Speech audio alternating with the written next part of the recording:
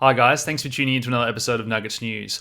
Well, an absolutely action-packed week. We've got so much macro news and crypto news to get through. I'm going to get straight into it. We do welcome 500 new subscribers this week, so thanks for joining us on your crypto journey. And just a quick reminder, you can win $50 every week by commenting the favorite part of any of our videos.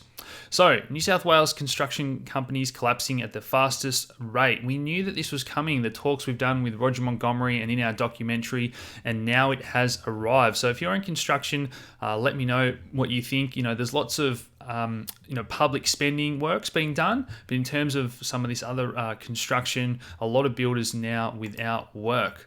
Not only that, it's our technology and education. We're not getting the high-paying jobs, and Australia is slipping down the digital rankings now as well at a time when we see retail slowing and construction jobs dropping.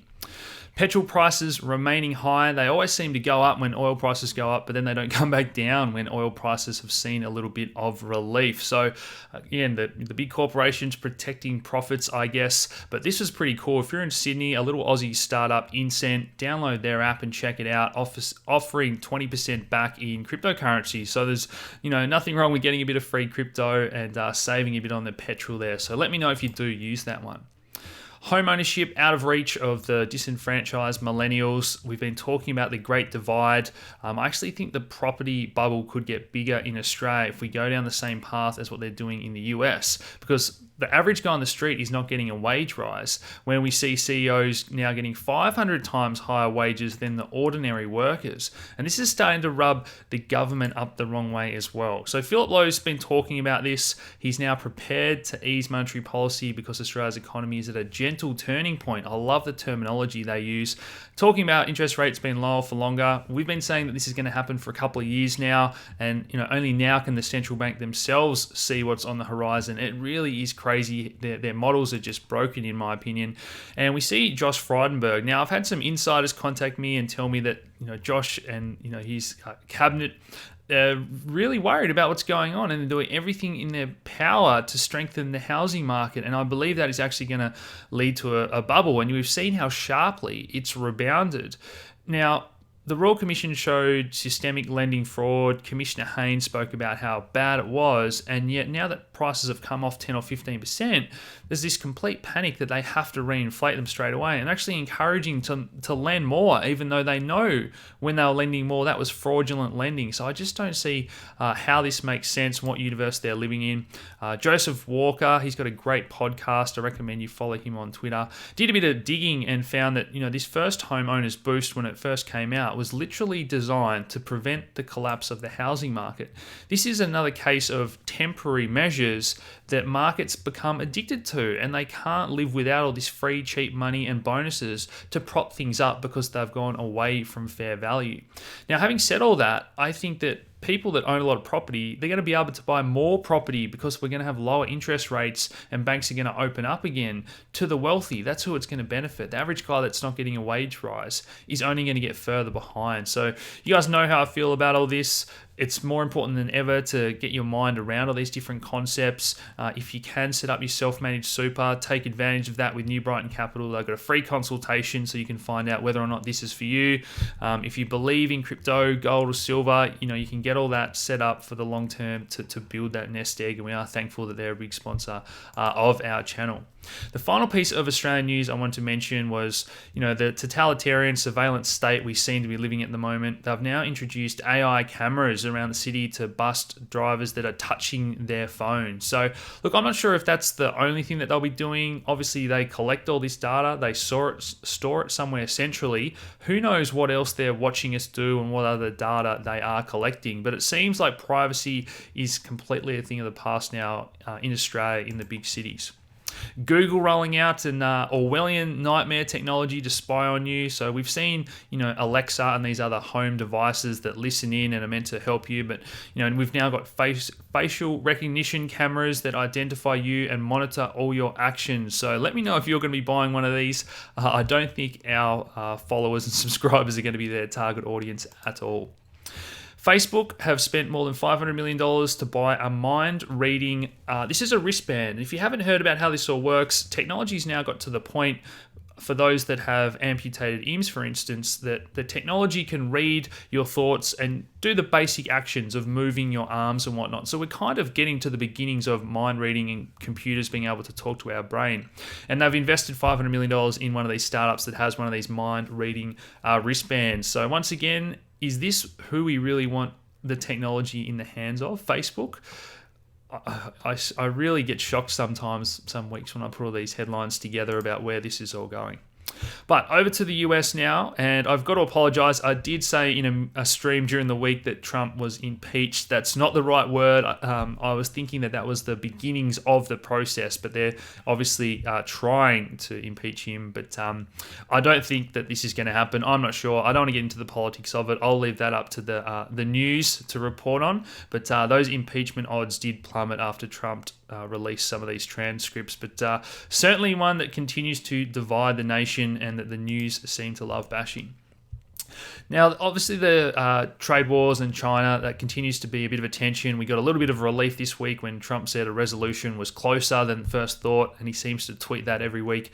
But Beijing are becoming a superpower in China, and this is a massive starfish airport, they're calling it here, set to be the world's largest and busiest airport, and China is turning into an absolute business hub.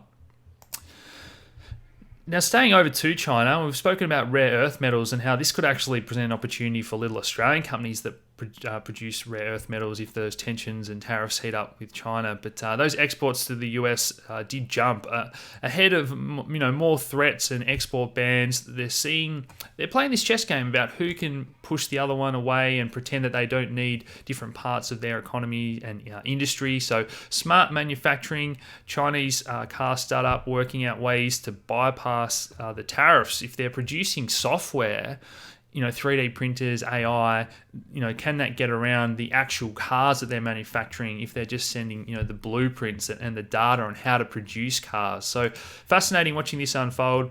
Alibaba unveiling their own developed chip to reduce reliance on the US.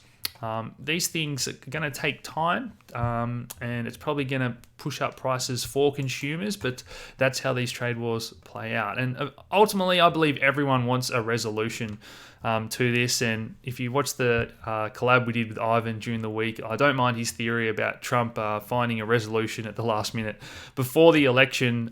Make a bit of a good storyline there. One of the things we've been talking about a lot is the bond market, and a lot of companies in the US have been downgraded to junk because they've borrowed too much and they don't have the cash flow to pay off the debt that they've issued.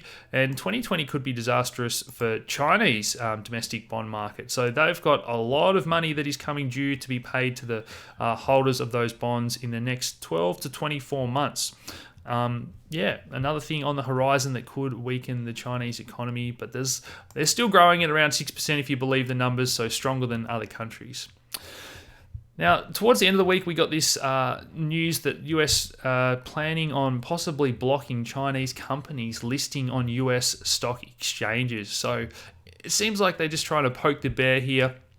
I don't know if you guys enjoy these headlines or if you're getting sick of the China-US trade wars, but I'll continue to report on it. And this was a great chart by S&P Dow Jones Indices, just showing the difference that stock buybacks have made. Another thing that leads to inequality in CEOs, shareholders making all the money.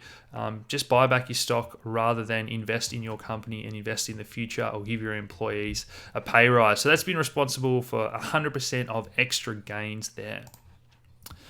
Now, Mark Zuckerberg has delayed the launch of Libra. It's something that I've been talking about. I'm not sure if this is ever going to go ahead, but that date next year was probably a bit ambitious, and he's talking about sensitivity to society. He seems to care a lot about society all of a sudden.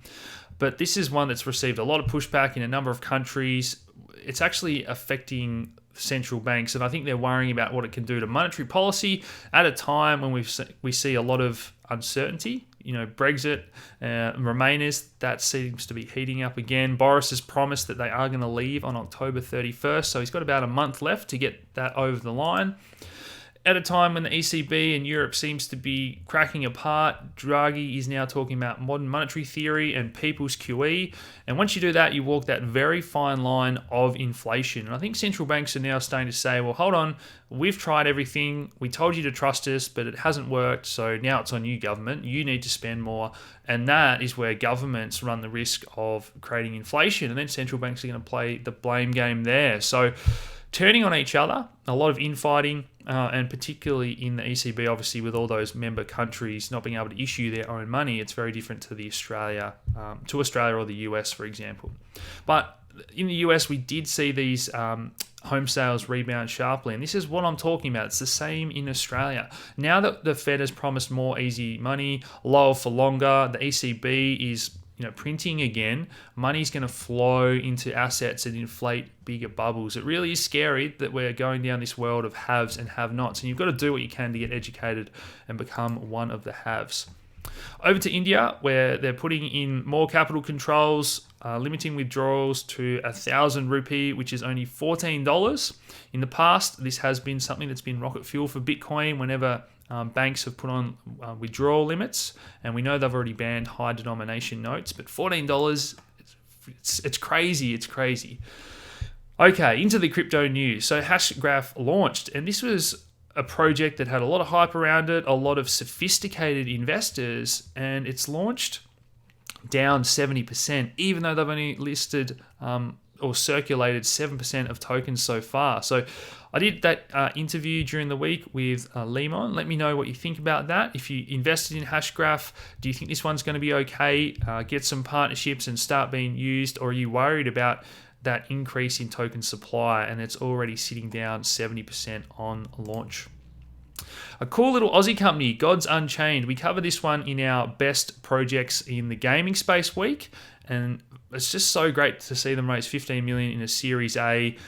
A few guys were interested in investing in this one, but I believe it was $100,000 or $1 million minimum investment. So this one wasn't really for retail investors, but some big names, Galaxy Digital, Mike Novogratz. This one, if you haven't played this already, I recommend you check it out. It's all running on Ethereum, non-fungible tokens, very cool graphics, and you guys know how bullish I am on the gaming space. Another little Australian project, Agrichain, they put out another update this week. Head over to Reddit if you want to read that, but confirming that they have partnered with one of the largest flour milling companies in Asia, and they'll be rolling out across their platforms post-harvest. Now, good things take time, and Filecoin has been one that's been in the works for a couple of years now as well. They put out a new roadmap, hoping to have a product out, a testnet within the next few months, and then the public release in Q2 of 2020. But this is decentralized file storage sitting on top of the IPFS for you computer nerds out there that understand that language. But really exciting. I think cloud computing, fog computing, decentralized storage. You guys know that I'm a computer nerd myself, and I absolutely love that all this stuff is coming together. Funfair, another project that I've been really supportive of. This one has taken a beating, down 99% from all-time highs, but they're listing their mobile app, continuing to add more games.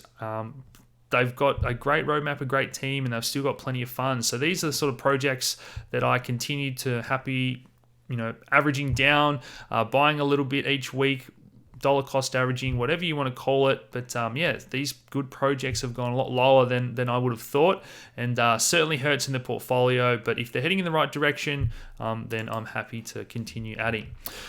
Okay, so Overstop have appointed a new CEO who's also committed to blockchain. Patrick Byrne left recently. They've got that relationship with Medici Ventures. They are launching their own private bank here. Beta testing in October. They've continued to invest in a lot of blockchain projects. They invested in a little one called Bancorus that we've been following. They listed their token this week. I think they're having a reshuffling of staff as well, but I'm trying to find out more news, what's going on there. But there seems to be a lot of moving and shaking over at Medici Ventures and some of those companies they've invested in. So Neo making history, joining Microsoft.NET Foundation. I've got the interview with John coming this week about Neo 3.0 and everything on their roadmap, so I'll leave that one there. Turkey becoming the blockchain and crypto center of Asia. So this is one that we maybe don't hear about a lot, but all these countries, if your economy is struggling and there's all this money looking to invest in the blockchain space and startups, why wouldn't you want that innovation and money coming your way? And that's where I really hope Australia continues to support blockchain technology. Ripple's Xspring acquiring Logos. I hope I've pronounced that correctly. XRP and Ripple trying to break into the DeFi space, which we know is dominated by Ethereum at the moment. We saw KiK Messenger shutting down, but they're talking about continuing to fight this ICO lawsuit against the SEC. So interesting to see what comes of that. Bitfinex no longer having to turn over documents. So this should put the conspiracy theorists that love bashing Bitfinex on ice for a little while, but every week it seems like there's a new piece of news. You guys know that I'm not too suspect about Bitfinex. They've been around for years now, and all these rumors always seem to get overturned eventually.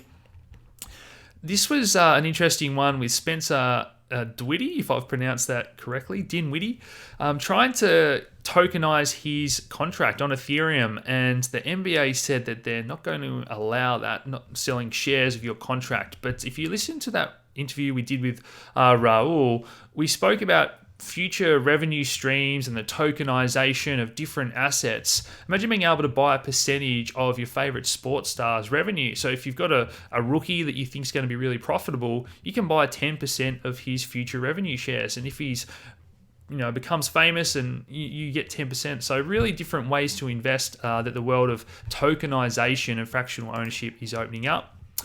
We saw 30 ETH devs lock themselves in a room for, I believe it was a week or something crazy here, until they'd achieved interoperability and had the code ready to ship for Ethereum 2.0. So there's so much buzz about this at the moment, whether or not they're going to get there. Look, the thing that I believe is that there's so many of the world's smartest developers working on ETH 2.0. They're going to get there eventually. Smart people find solutions. And yes, there are going to be bugs along the way. This headline was a little bit misleading. Critical vulnerability in the most used smart contract. At the moment, the most used smart contract is actually a Ponzi scheme that seems to be gaining traction over in Asia. So probably not a bad thing that I think it was Fairwind has a vulnerability where people could siphon out some of the ETH rather than the scammers taking it all. A little company that is doing insurance against smart contract failures is Nexus Mutual. So I'm going to try and get these guys on the channel. We see QuantStamp doing smart contract auditing, and now the fact that you can get insurance against the failure of your smart contract. Just fantastic to see this space maturing. SoFi launching crypto trading. This is why I call them the big three: Bitcoin, Ethereum, and Litecoin. It's more the legislational certainty around Litecoin that makes it a true cryptocurrency that I think a lot of these businesses look to that before listing other coins to begin with. So these guys offering a range of lending services. They're best known for refinancing student loans, but it seems everyone wants to get into the world of crypto and DeFi lending at the moment. We saw the Lightning Network have another critical vulnerability. This did get patched straight away, and they let everyone know the details of this exploit, but everyone was pretty quick to update their nodes. Just a reminder to only ever use smaller amounts in Lightning Network. I think Wallet of Satoshi will only let you put in a couple $100 maybe at max, and that's for these reasons, for your safety. Towards the end of the week, we saw the hash rate of Bitcoin suddenly drop around 40%, but then rebound again. So there's been a couple of theories around what's going on. Who knows if that was one mining pool. Some people arguing that makes Bitcoin more centralized because a lot of miners around the globe are connected to one pool. I'm not going to talk about that too much in this video, but this chart was interesting to me, showing the cost of power and then the difficulty if it continues to increase at the rate it has, as well as the halvening, the pressure that is going to put on the price of mining. So look at the minimum price to be profitable on some of these Bitcoin predictions once there's less Bitcoin around and once that hash power and mining continues to get more and more competitive. Wouldn't that be nice? A $30,000 minimum floor price of Bitcoin, if you want to think about it that way, as mining becomes more competitive. One thing I did want to mention with Segwayed here, we have seen Segwayed adoption continue to increase. It hit a new all-time high of around 70%, people implementing that Segwayed upgrade that strips out the witness data. Now, what we're seeing here is a visual representation of the Bitcoin blockchain and Bitcoin Cash over on this side, and the network's very congested at the moment. So what happens here is every 10 minutes, a block leaves the station on this bus, and the smaller transactions here are the ones that get the segregated witness data. So they strip out that data and actually allows a smaller chunk of data to enter the main block, which is represented by this bus here, before that leaves. So the more people that upgrade to Segwayed, I know Binance haven't fully implemented Segwayed yet. Once we get more and more people adopting that, that's going to make the network less congested. Another rumor that went around this week was about Google's quantum computer and how that, Bitcoin and crypto were at risk. We saw a number of people come out and say that, look, this isn't a risk to Bitcoin. We've done episodes on this in the past. Look, this is years away, and if we have to, we can hard fork and upgrade to a more quantum-proof algorithm. If you use different Bitcoin addresses all the time, that makes you even safer again, and we already have quantum-proof cryptocurrencies out there. Fold app, the latest one to raise a couple of $1 million to bring Lightning payments to Starbucks. I think we forget how lucky we are in Australia sometimes being able to pay at a lot of places already with Lightning Network. Living Room Satoshi and Travel Bybit doing fantastic stuff to allow you to pay your bills with crypto. France have recently changed those tax laws around capital gains, and now we see 25,000 major retail stores beginning to accept Bitcoin next year. Segwayed transactions, that's the chart I was looking for before. You see the big spike up towards 70% recently. Venezuela considering adding Bitcoin and Ethereum to national reserves. This is just an if, but, and maybe at the moment, so let's not get too excited. But as soon as that first central bank adds crypto to the reserves, it's going to shore up their currency a little bit. Maybe they add some gold. Who knows if China and Russia maybe do this eventually. But then no one wants to be first, but then nobody wants to be second, and nobody wants to be last. So that's when it all, government central banks start rushing to that hardness of crypto. That's why we talk about it being hard, sound money.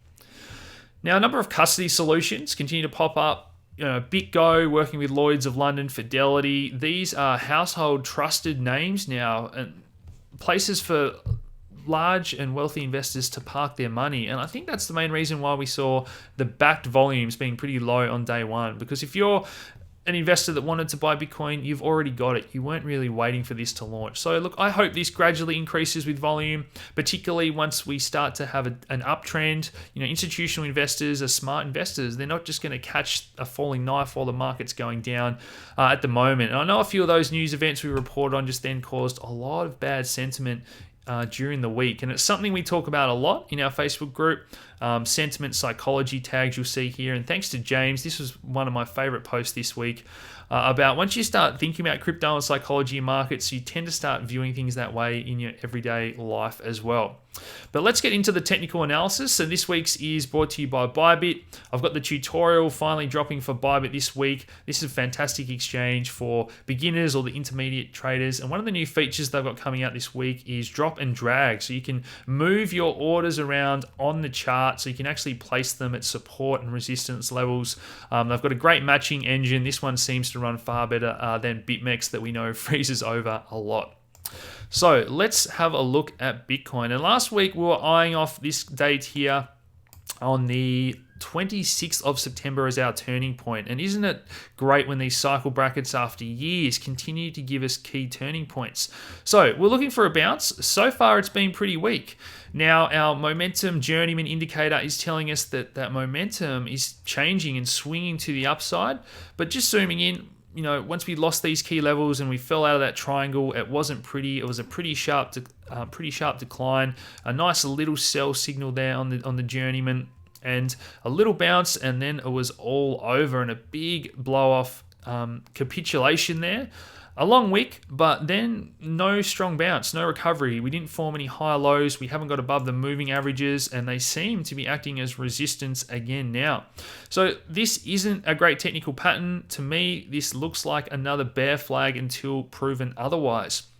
I would have loved to see more volume come in, and the buyers are just in no rush at the moment. What we really need now, zooming out, is to close back above here around that 8,800 level, where that moving average is going to close on Monday morning Australian time, but when that weekly candle finishes. We'd love for this to end up being a week and the buyers to step in. So if we head back over on our daily chart, I think last week we spoke about the next levels to look at, where we kind of got a bounce, where we had a lot of trading taking place when we bought out our volume profile. Let's just bring that up again. And that's right where we're sitting at the moment, around that volume profile. So we don't want to lose this level. If we do, we're going to probably be zooming right back out where we had a lot of volume and trading taking place down at 6,000. But look, let's worry about that when we get to it. At the moment, I think sentiment has been fairly terrible, and we're always normally due for a bounce. So oversold on the daily RSI, oversold on the 4 hour. We've got a little bit of divergence there. So the bears are running out of steam, but at the moment, it seems like we just want to roll over and maybe have one more little test down here, maybe not form a new low, but really scare people. A lot of action tends to happen on the Sunday night, that Monday morning trading session, and this is a big weekly close, guys. So at the moment, altcoins are actually holding up a lot better. A lot of them didn't make new lows. The ETH Bitcoin pair in particular, if we bring up the daily chart here, a great buy signal here, and then the sell signal here, but letting us know that these alts against Bitcoin, that might be the trading opportunities for the day traders on the shorter term timeframes. But alts have certainly been beaten up for a while now. That Bitcoin dominance looks to have made a lower high and to be rolling over again, a little sell signal. So let's see if this one wants to continue down as well. But plenty of action, plenty of opportunity. If you want more information about anything we do, head over to nuggetsnews.com.au, guys. Smash that like button, subscribe if you haven't already, share these videos around, and I'll talk to you again soon. Cheers.